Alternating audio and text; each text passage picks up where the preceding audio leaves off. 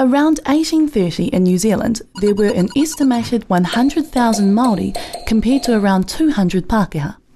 Of these 200, many were whalers. The biggest port in New Zealand at that time was Kororareka, also known as Russell.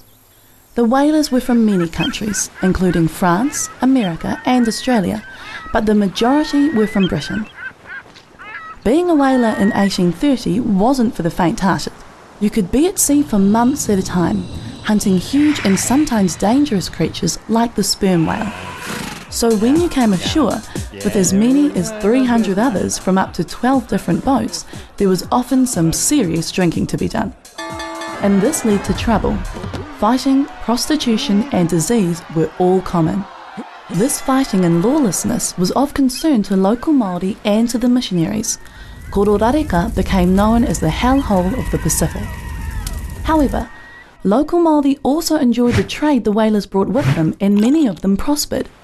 Some Māori got work on ships and travelled the world.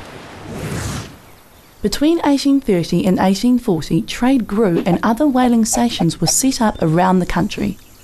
The whalers needed the permission and protection of Māori to live and work on their lands.